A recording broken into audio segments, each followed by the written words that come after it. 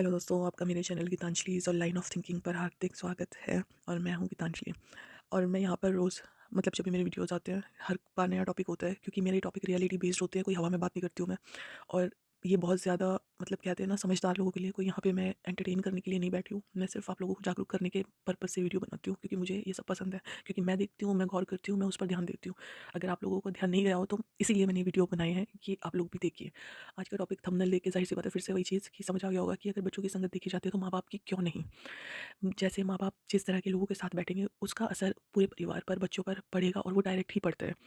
और ये वीडियो हर age group के लिए है, ये नहीं है कि 10, 15, 20 साल के बच्चों के लिए, नहीं, नहीं, नहीं, हर किसी के लिए है, जो भी सोसाइटी में है, हर किसी के लिए है। जैसे समाज में पेरेंट्स होते हैं, अब सारे ज़ाहिर-सी बात है, पेरेंट्स मिलकर ही समाज ही बनता है, ठीक है? तो चेक करते हैं कि इसके फ्रेंड्स कौन हैं, ये बच्चे क्या दिखते हैं, कहाँ जाते हैं, कहाँ आते हैं, कैसे लोगों के साथ बात करता है, कि इसकी कंपनी कैसी है। क्या कभी ये सोचा कि पेरेंट्स की कंपनी कैसी है? ज़ाहिर-सी बात है, अगर वो पेरेंट्स हैं तो इसका ये मतलब नहीं है कि वो हमेशा सही होंगे, नहीं। ये गलतफ़हमी लोगों को होती है कि पेरेंट्स हैं तो सही होंगे, नहीं। सही चीज़ होना, समझदार होना, वो बड़ा होने से नहीं आती, वो एक्सपीरियंसेस के थ्रू आती है। कई बार कम उम्र में भी इतने एक्सपीरियंस हो जाते हैं कि उनको ज़्यादा उम्र की एक्सपीरियंस लेने की ज़रूरत ही नहीं पड़ती, इतना जीने की ज़रूरत ही नहीं होती कि हम 70 के हो जाएँगे, 80 के हो जाएँगे, तभी हमें एक्सपीरियंस आएगा। नहीं, कम एज में भी अगर लाइफ ने आपको इतने सारे लेसन्स दे दिए ना, तो आपसे ज़्यादा एक्सपीरियंस कोई नहीं होगा, आपको दुनियादारी की समझ आ जाती है। तो मैं ये कह रही कि बच्चों को उसकी कंपनी से जज किया जाता है, लेकिन कोई पेरेंट्स को क्यों नहीं करता? ज़ाहिर-सी बात है, पेरेंट्स का फ्रेंड सर्कल रूढ़िवादी सोच वाले लोगों का तो नहीं है, मतलब कंज़र्वेटिव सोच के लोगों में तो वो नहीं बैठते हैं। ये सब चीज़ें इसमें शामिल होती हैं। देखो, ये सब टॉपिक, इस टॉपिक पे मैं क्यों बात कर रही हूँ, देखो, पेरेंट्स सॉरी, हमेशा इंडिपेंडेंटली नहीं सोच पाते हैं।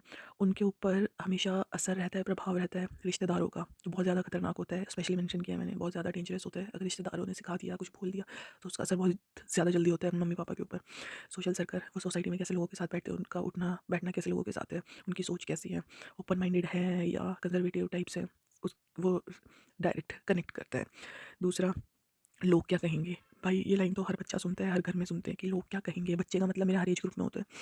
तो लोग क्या कहेंगे, वो मुझे ना, सच में कह रही हूँ, मुझे आज तक समझ नहीं आया वो लोग कौन है? क्योंकि जो जिन लोगों के बारे में आप बोल रहे हो, वो लोग भी अपने बच्चों को आप लोगों के बारे में कह रहे होंगे कि लोग क्या कहेंगे?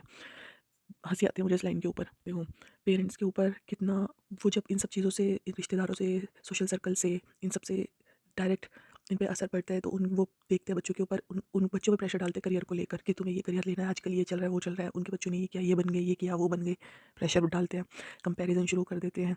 बच्चों के ऊपर प्रॉपर कंट्रोल करना चाहते हैं कि अच्छा, उन्होंने अपने बच्चों को ऐसे कंट्रोल कर रखा है, क्योंकि ज़ाहिर-सी बात है, बोलते हैं कि हमारे बच्चे तो बिल्कुल उल्टा नहीं बोल सकते हमारे आगे, हमारे बच्चे बिल्कुल ज़िद नहीं कर सकते, कंपैरिज़न शुरू कर देते हैं। अब उन्हें अपनी इज़्ज़त की फ़िक्र, डर शुरू हो जाता है। ये सारी चीज़ें कहाँ से आती हैं? जिन लोगों में बैठते हैं, जिन लोगों में वो बातें करते हैं, जिन लोगों से वो पूरे दिन में मिलते हैं, वहाँ से आती हैं। सबसे ज़्यादा इम्पोर्टेंट उनके लिए हो जाता है सोसाइटी अप्रूवल सिस्टम।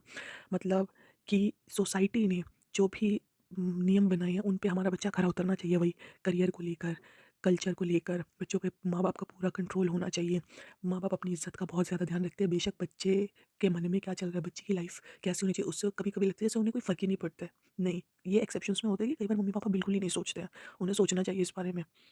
देखो, अगर किसी के पेरेंट्स ओपन माइंडेड हैं, और जो आजकल का कल्चर है, उसे खुले दिमाग से समझने में, और बच्चों को उसके प्रोस एंड कॉन्स समझाने में उन्हें कोई प्रॉब्लम नहीं है, तो उससे बेस्ट तो कुछ नहीं हो सकता। और जिस तरह से सोसाइटी के जो रूल्स एंड रेगुलेशंस हैं, सोसाइटी जो चेंज हो रही है, उन रूल्स रेगुलेशंस को जिस तरह से चेंज हो रहे हैं आगे चल के, तो वो साइड को भी, उसकी जो अच्छी और बुरी साइड है, उसको भी एक्सेप्ट करते हैं। तो उससे अच्छे बच्चों के लिए कोई बात ही नहीं हो सकती कि उनके पेरेंट्स इतने खुले दिमाग वाले हैं।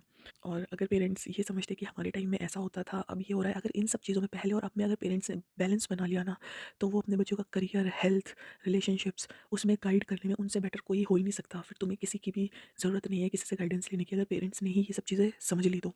देखो, मैं एक स्टोरी स्टोरी क्या, मेरी ही बात है। मेरे पापा बीमार थे, तो बहुत ज़्यादा बीमार थे, तो ऑफ़िस के काम भी ऐसा था कि हम भाई-बहनों को जाके ही करना पड़ रहा था।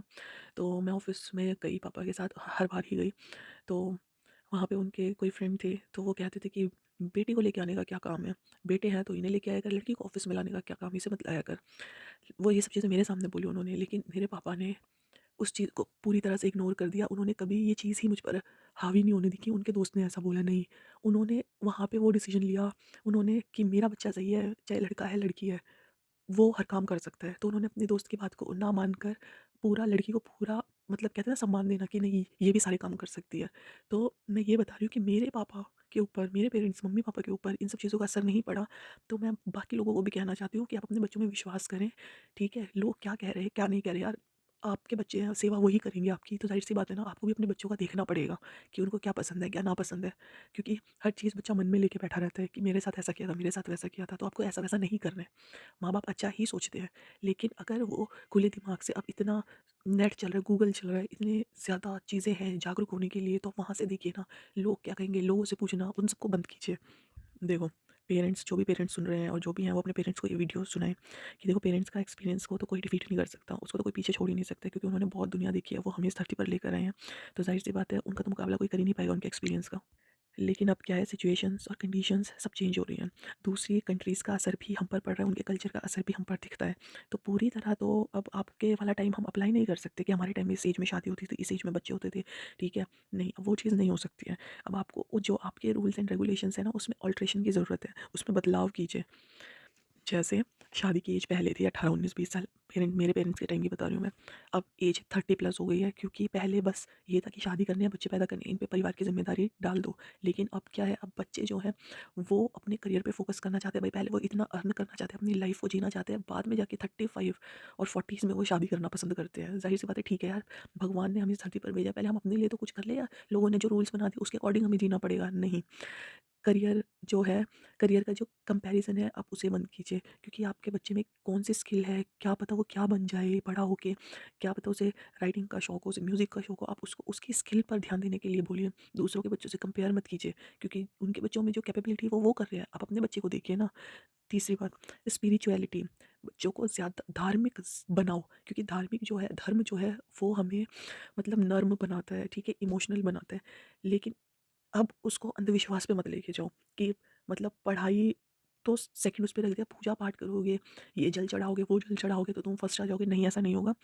धर्म जो है, पूजा पाठ ना हमें इंसान बनाता है, हमारे मन में मतलब कहते हैं ना, एक हमें नरम दिल का इंसान बनाता है, हमें आस्था बढ़ाता है हमारी, लेकिन उसको अंधविश्वास में मत बदलो। क्योंकि अगर वो फिर अपने काम पर, अपने पढ़ाई पर, जो भी वो बनना चाहते हैं, जो भी वो अपने करियर में हासिल करना चाहते हैं, जो भी उन्होंने बिज़नेस शुरू किया, वो उस पर फ़ोकस नहीं करेंगे, वो ज़्यादा भगवान के भरोसे छोड़ेंगे, ठीक है? और लड़के-लड़कियाँ इक्वल हैं, और मैं तो कहूँगी कि लड़कियाँ ज़्यादा ऊपर होती हैं, क्योंकि जो दूसरे जीव को जन्म दे सकती है, उससे ताकतवर और महान चीज़ तो इस धरती पर कोई नहीं हो सकती। उनको किसी भी दायरे में मत बाँधो, लड़कियों को पूरी आज़ादी दो, ठीक है? अगर देखो, इसके लिए मैं अलग वीडियो ज़रूर बनाऊँगी, क्योंकि मैं चाहती हूँ इस टॉपिक पे बात करना। तो अभी के लिए सिर्फ़ इतना कि लड़के-लड़कियाँ बराबर है। अगर आपकी बेटी है तो ये नहीं कि उसको पढ़ाया-लिखाया और शादी करनी नहीं, नौकरी करनी है बेटा, नौकरी लगेगी, अपने पैरों पे तुम खड़ी हो जाओगे तभी शादी होगी। अदरवाइज़ शादी के बाद कुछ मिसहैपनिंग हो जाती है, तो तुम कैसे अपनी लाइफ़ में सर्वाइव करोगी? तो उनको इस चीज़ के लिए रेडी रखो। देखो, मेरे साथ जो हुआ, जो फ्रेंड ने बोला मेरे पापा की, मेरे पेरेंट्स ने उस पर यकीन नहीं किया, उनकी किसी बात को नहीं माना, ठीक है? बहुत पोलाइटली उन्होंने पूरे सिचुएशन को हैंडल किया। मैं हर पेरेंट्स से यही उम्मीद करती हूँ कि वो भी अपने बच्चे के साथ ऐसे ही करे, ठीक है? जब आप अपने बच्चे पे ट्रस्ट दिखाओगे तो वो कभी कुछ गलत कर ही नहीं सकते। एक्सेप्शंस हो जाते हैं, ठीक है? यहाँ एक्सेप्शंस की बात नहीं कर रही हूँ मैं, क्योंकि ज़्यादा फिर बच्चे कभी-कभी बिगड़ भी जाते हैं। लेकिन 90% मैं कहूँगी कि अगर माँ-बाप बच्चों में यकीन दिखाएँगे तो वो नहीं बदलेंगे, नहीं गलत रास्ते पे जाएँगे। कई बार ऐसा होता है ना कि लोग देखते हैं दूसरों के बच्चे इतने होनहार हैं, वो इतनी केयर करते हैं, इतनी रिस्पेक्ट करते हैं अपने पेरेंट्स की, तो ज़ाहिर-सी बात है वो इतना सब कुछ देख के शायद मुझे लगता है उनको बर्दाश्त नहीं होती, और वो अपने घर की जो भी फ्रस्ट्रेशन है वो बाहर निकालते हैं और दूसरे के बच्चों पे कहते हैं ना पाबंदी लगवा के उनको शायद सैटिस्फैक्शन मिलती है, मुझे ये लगता है। बाकी भगवान जाने, कई बार होता है कि हमारी ये बात मानी जाए, जैसा मैं कह रहा हूँ वैसा ही कर ले, तो उनका ये भी पर्पज़ हो सकता है कि हमारे घर में ये रूल है, तो मैं अपने दोस्त को भी बता देता हूँ, वो भी अपने घर में ये रूल्स लागू करते हैं। तो मेरा आज का यही टॉपिक था। देखो, मैं ज़्यादा लंबे-चौड़े कुछ लिख के नहीं लाती हूँ, ठीक है? कि कहीं से पढ़ लिया, कहीं से लिख दिया। जो रियलिटी में मैंने फेस किया होता है, जो मैंने देखा होता है, जो मेरे सामने घटनाएँ हो रखी होती हैं, मैं उन्हीं टॉपिक के ऊपर बातें करती हूँ। यूँ नहीं वीडियो बनाने के चक्कर में कुछ भी लेकर आऊँगी, कुछ भी तो नहीं आएगा यहाँ पे मेरे चैनल पे। और एक चीज़ याद रखना, संगत का असर तब होता है जब आपकी सोच कमज़ोर होती है। मेरे पेरेंट्स की सोच बिल्कुल मजबूत थी, उन्हें मुझ पर यकीन था, ठीक है? उन्होंने हम तीनों भाई-बहनों को बिल्कुल बराबर, वो कहते हैं ना, परवरिश की है, तो उनकी सोच मजबूत थी, तो उनके दोस्त ने क्या बोला, मेरे पेरेंट्स के ऊपर कोई असर नहीं हुआ। तो आप सबको भी ऐसा ही बनना है, ठीक है? एक अच्छा इंसान। और ये ज़रूर याद रखना, कोई भी एज ग्रुप का सुन रहा है, वो अपने बच्चों को सुनाए, और कोई बच्चा सुन रहा है तो वो अपने पेरेंट्स को ये वीडियो ज़रूर सुनाए, या तभी जागरूकता फैलेगी। तो मिलते हैं हमारे नेक्स्ट वीडियो में, तब तक के लिए अपना ध्यान रखिएगा। बाय।